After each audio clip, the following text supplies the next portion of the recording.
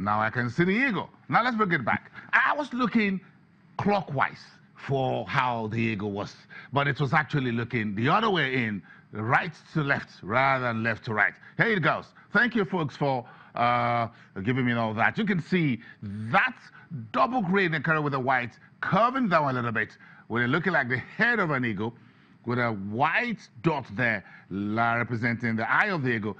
Some of the thank you folks in the studio here, my cameramen and floor managers bringing me up to speed on that. So that's Nigeria Air. It's called the Eagle has landed. That's the Nigeria Air, and that's the Eagle redesigned away from the previous logo. Very creative one there. You may have your criticisms or comments about it. Let's keep it coming. Put it at Fly Nigeria. That's the hashtag. Follow that. Let's extend this conversation and see how we fly things forward. The partner and West Africa tax leader at Deloitte, Nigeria, Yomi Olugbero is here. Good morning. It's good to have you. Good morning. You can see the eagle as well. I can see, and I can see that the ways is cut off from airways. So it's going to be a new way of doing things this time around, eh? Very clever and ingenious. Just at Nigeria Airways and just cut the ways out of that. If this is going to be a new way of doing things, you go for it. Yes, why not? And like you said, we eat all the local delicacies, so it would be nice to eat jollof rice on the air. Made in Nigeria, jollof rice. Not the one from Senegal or Sierra Leone. And not from Ghana. Not from Ghana, from Nigeria. Come on, don't start any regional trade war here. Let's maybe your father rice will be better. Yes. Why not? Or the Abakaliki rice. Why not? Why not? And anything and everything. Hold on a second. This is a case, and this is not a promotion for the tea made from Mambila Plateau. Why not? Both in everything Nigeria should be on that. I think the inaugural flight should have pounded yam. I don't mind being on that inaugural flight. Pounded yam, the made in Nigeria you got. I'm in love with that as well. Everything again, and it would be a bad idea to also have some amala and the sauce from the Abeokuta side of Furadenu, right? I mean, let's enjoy everything Nigerian. Yes, folks who have tried to have some champagne and wine on air. We can have. And maybe also the air hostesses should also don the local fabrics, you know. So let's promote everything. Well designed. I love the Ethiopian folks when they don their own dress. I just love the white thing they will wrap around like the Indians, what have you. It looks really nice. Absolutely. There's a whole lot of opportunities that we can unlock with all of this. You think this is opening up? In a way, Nigeria Air could just be opening up our tourism and trade industry. Absolutely, absolutely, absolutely. Let's take Nigeria to the world. I love what Serika says. This is taking Nigeria to the world. This is going to be business unusual. I hope so. Well, let's hope so. First quarter next year, let's see how we fly Nigeria Air locally, regionally, and around the world. Let's put that there. We can see the eagle. But let's talk about tax a little bit. The government has reconstituted the tax appeal tribunal. That was out of the news. That goes across the federation. But I'm wondering why this tax tribunal is now being put in place. Does it have anything to do with the just concluded tax amnesty? Well, it has to do, but I must say that this is not new to the Nigerian tax system. We used to have the old tribunal system that cater for VAT dispute. We used to have the VAT tribunal that used to be in the country prior to 2007.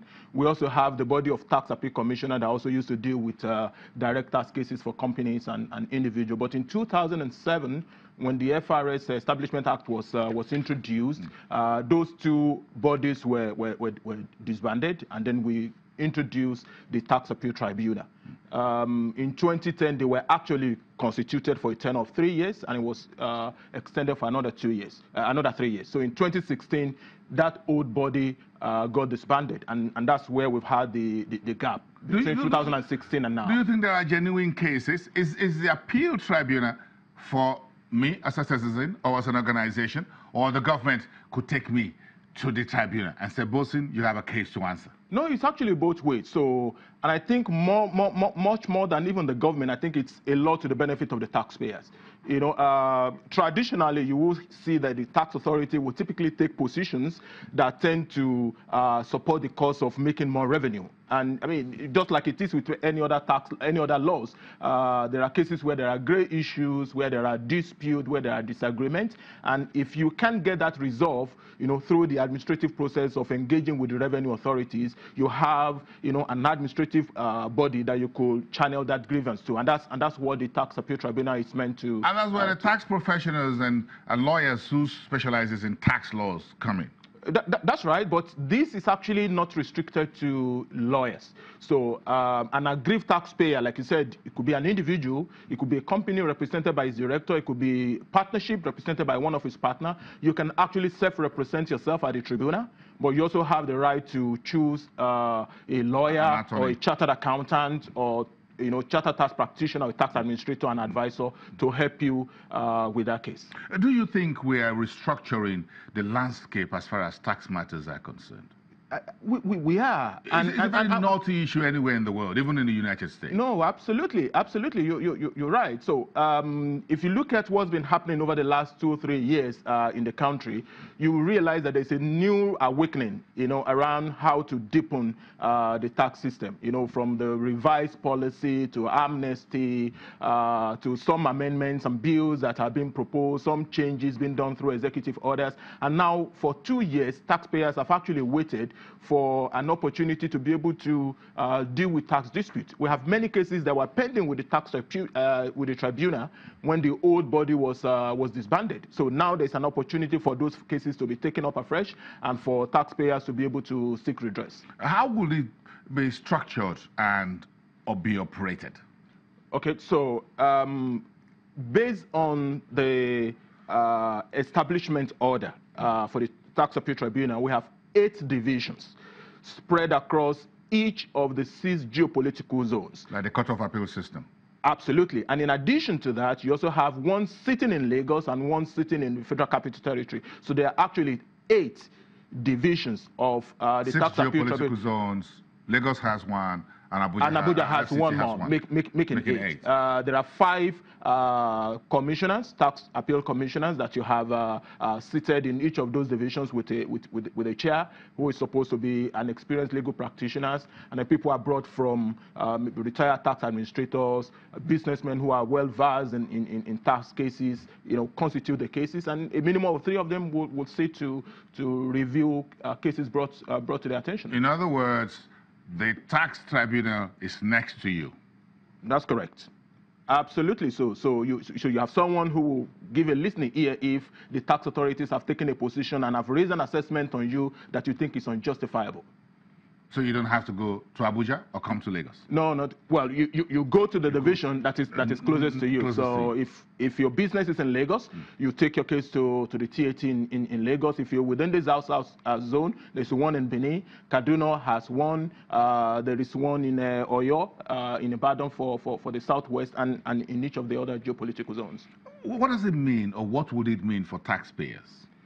I think it's a way to instill confidence. If you have a tax system, you must be able to let the taxpayer have a sense of fairness. That if I disagree with the revenue authorities, there is an independent arbiter that could listen to me and help me adjudicate on the matter. So it's a way of instilling confidence into the tax system. So you no longer need to bow to the whims of the tax authorities. You could take your case up and seek justice. In terms of the entire tax system and the economy, we're still not top end, as it were. It would be right to say so, but I think we're making some very remarkable incremental progress. Things are happening, not at the pace that you will expect, not the typical complete overhaul of the system that we would typically have expected. But I think what we have in is making the most of what is available. What are the quick wins? What are the low-hanging fruits? How can we make the best of the existing system as we wait for a complete overhaul, maybe in the near future? What makes tax harvest difficult for the Nigerian authorities? It's a whole What's the most important problem that we have with it? I doubt if you can just single out a particular issue. There are myriads of issues, and there are a lot of interconnectivities. So if the government complains, for example, about low tax revenue, you then need to look at what is the base. So what is the operating environment like? Are business actually thriving? Because taxation is a fraction of the bottom line. So no matter how much noise we make, no matter how aggressive the tax authorities are, the business needs to be profitable before they will be liable to pay tax. Individuals need to earn income before they pay a fraction of their income. Business activities need to be going all around before VAT or custom duties could be charged. So there is one that is, one reason could be the sense of how the economy itself it's moving. And you will notice that from the time we went into recession and that gradual recovery that happened up until now, you will have seen comparable increase in the tax revenue. So there's one factor, which is the economic situation. There's also the challenges and the difficulties in paying tax itself. And that's what the government tried to address with the Enabling Business Environment Council initiatives, trying to automate the process. You can file your tax returns online now. You can make your taxes within the comfort of your home, and all of that. And then there are issues relating to gray issues, are tax law themselves. For the most part, these laws are very old. They've been in existence way back. Therefore, you're bound to have a lot of issues, a lot of disagreement, a lot of gray areas. So the tax authorities thinks you're supposed to pay X. The taxpayer says, no, that's not correct. That's not my own interpretation of the law. And that's where this judicial system, which will help to address many of those concerns. So it's a whole lot of components and moving parts. As far as the tax tribunal is concerned, where is the final word? What's the status of a tax appeal, the tax appeal tribunal, a court of appeal, or a federal high court status? All right, so the tax appeal tribunal sits like number 2 in an hierarchy of 5, for example, in the process of dealing with tax disputes. So your first port of call is the administrative process within the tax authority itself. So if a tax authority raises an assessment on you that you are displeased with, there are provisions within the law for you to raise an objection and provide your reasons for disagreeing with their position, and then you go through that process. In a number of times, that issue is resolved within the administrative mechanism within the FRS. When that fails, you move to the next point, which is the tax appeal tribunal. So once the resolution process breaks down with the Revenue Authority and they have given an indication that they will refuse to amend the assessment, you take your dispute to the tax appeal tribunal. If a judgment is raised, it's either it's in your favor or not. If it's not in your favor and you're still displeased, then the next level is the Federal High Court. So you can appeal to the Federal High Court against an unpleasant decision or conclusion reached by the Tax Appeal Tribunal. And if you're still not satisfied, you have the Court of Appeal, and ultimately to the Supreme Court.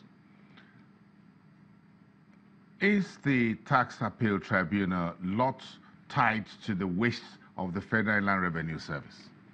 That's an interesting question, and a number of taxpayers will probably have that kind of a sentiment.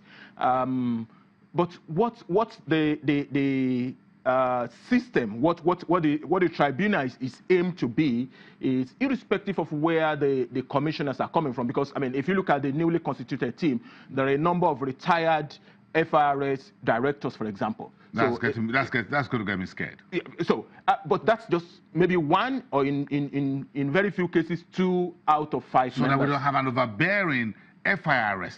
Well, that's so in the tax tribunal. But unfortunately for us, we still need to pick from the pool of available expertise and resources that is available in the country. So the Establishment Act says you have an experienced lawyer who will typically be the head or the chair of the tribunal, and then you pick someone, a retired administrator, who also needs that administrative and bureaucracy experience to be able to bring that perspective to bear. Someone from the business community, a chartered accountant, maybe a chartered tax practitioner, and you have a blend of skill.